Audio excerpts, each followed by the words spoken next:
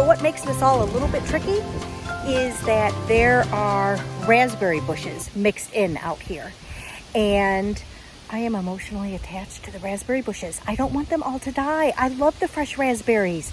So Steve is under strict orders not to kill the raspberries. But I know he does it when he thinks I'm not watching. All right. This time I'm getting good before footage so that you can really see. I'm walking along an actual path. To give you an idea of where we are, there's the doghouse that has the pumps in it for the aerators. So this here, this that I'm right in front of, is above my shoulders. Grasses and weeds. There are raspberries that I hope don't die. And so we've got like, I don't know, like maybe 30, 40 feet of weedish stuff. And then it becomes more buckthorn, elm, poplar, scrubby stuff back there. That's what we're calling the ridge line. This is just the scrubby line with raspberries in it. See, there's raspberry right there. That thing in another month, delicious. Oh, look at, some are already even. Look at you guys, it's happening. Oh. Now Steve is really going to be in trouble if he starts killing them. All right, so this is what we call the ridge line. This is what we're hoping to clean up today. So we're separating our wood into two piles. This pile is the burn it pile. This pile is the chip it pile. I know, it looks a little small and unimpressive right now, but that's because we're just getting started. What goes in this pile? The don't chip it, but burn it pile. Two things. One is anything that's really fat. Oops, can't see that here. I'll do it like this. Anything that's really fat does not go in the chip pile. I have plenty enough to do to keep me busy without risking jamming the machine. And then the other thing that, and anything oddly shaped. So this, for instance, I'm not going to try to chip that. I know maybe if I had a bigger machine or if I were braver, then I would chip it, but no. And then Steve has also asked, if you look like at this one, this is a piece of wood. We found it on the ground. It's kind of wet and it's covered in mud. And so Steve has said, hey, let's not risk jamming our machine by putting muddy, soggy stuff in there. So I agree. So that's going to go in the burn pile.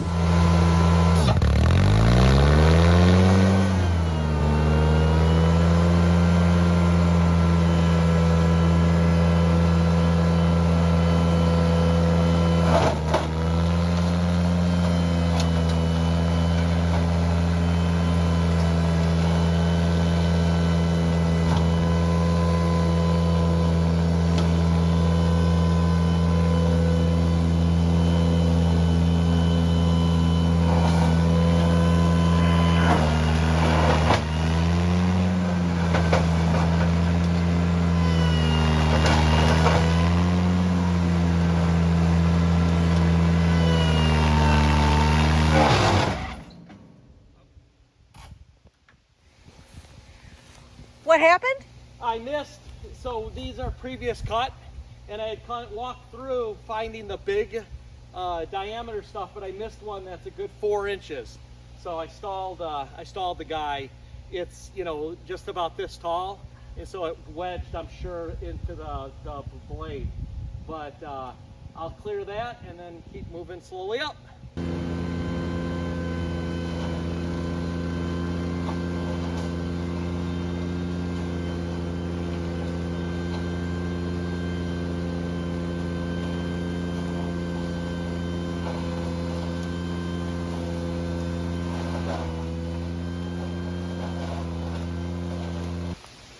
So what happened? I've been walking up. Look at the progress though for a moment. I know, right? So, but you, I have to follow my rule. Yeah. I have to walk it first, find any rocks, or like this. Yeah. This was laying up kind of like that. And so it wedged right into the blade. Oh, so, bummer. but I don't think anything got bent. Okay. But I have to walk and then go. And then mow. And then walk and then mow. Yeah. But look at that. Straight up the slope. Yeah. That would have taken what right there with the amount of buckthorn that was there. That's about half a day work. At least. You know what I mean? Yes. So, and then you're chipping it as fast as I can cut it. Well, because you know what? Now that we have all these toys, I don't like to have big piles of brush laying around. It looks messy and terrible. Right? Clean it up. Clean it up. Clean it up. I am sorry about the oak that I took down. Yeah, that was a little sad. That was a little sad. You may not retaliate by knocking down my raspberries. Oh, the raspberries are gone. Stop. See, Vinny? Down the hill, cross the raspberry. I already showed the people. I got some raspberries that are getting ready to be picked. So what you saw was the before, the carnage. Oh. The oak revenge. So what I have here is a can of paint that is left over from when we were trying to pick our house colors. And I'm just gonna put that on here using very fancy paintbrush, and then that will dry and that will prevent the bugs from wanting to live in there, which will prevent the spread of oak wilt. So yeah, that's what I'm doing.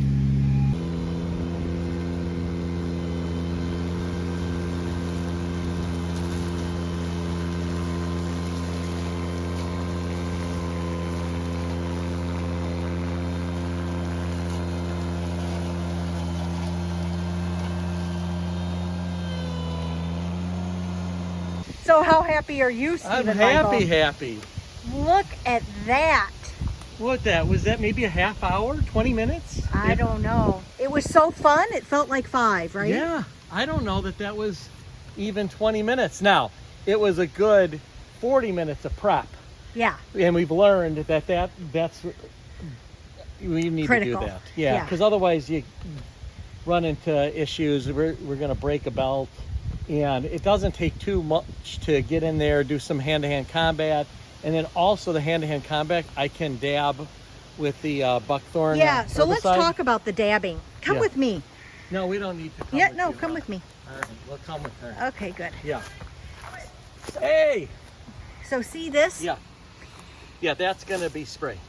Right, that's what I was going to say. Difficult to dab after Vinny has been there because Vinny chomps it Well, up. and the deal with Vinny is we can just run this up and down on a monthly basis to just kill it that way. So, because it's completely stable all the way up the slope.